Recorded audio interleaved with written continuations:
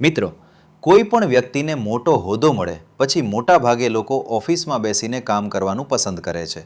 પરંતુ ગુજરાતના શિક્ષણ રાજ્યમંત્રી રીવાબા જાડેજાએ સાબિત કરી દીધું છે કે સાચો નેતા એ જ હોય છે જે લોકો વચ્ચે જઈને કામ કરે.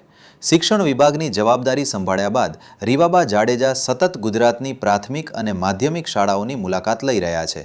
તેઓ માત્ર અધિકારીઓ સાથે બેઠક જ નથી કરતા, પરંતુ વિદ્યાર્થીઓ સાથે સીધી વાતચીત કરે છે, દીકરીઓને ભણવા માટે પ્રેરણા આપે છે, ખેલકૂદ અને સાંસ્કૃતિક કાર્યક્રમોમાં ભાગ લઈને બાળકોનો ઉત્સાહ વધારે છે અને શિક્ષણને આનંદમય બનાવવાનો પ્રયાસ કરે છે. તાજેતરમાં બનેલી એક ઘટના અનેક લોકોના દિલને સ્પર્શી ગઈ. જ્યારે તેમને જાણ થઈ કે બે દીકરીઓએ કોઈ કારણસર અભ્યાસ અધવચ્ચે છોડી દીધો છે, ત્યારે તેમણે માત્ર સૂચના આપીને જવાબદારી પૂરી કરી નહોતી.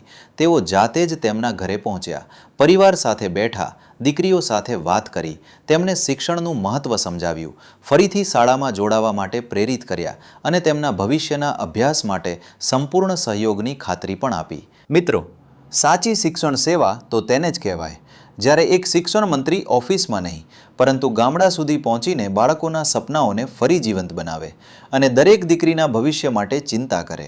આવા કાર્યથી માત્ર બે દીકરીઓનું જીવન બદલતું નથી, પરંતુ હજારો પરિવારો માટે પ્રેરણા બની શકે છે.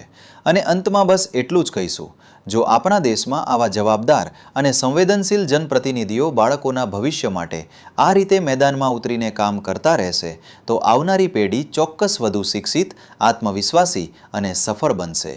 રીવાબા જાડેજા જેવા લોકોનું આ સમર્પણ ખરેખર પ્રશંસનીય છે. આવા સારા કાર્યો માટે તેઓ દિલથી અભિનંદનના હકદાર છે.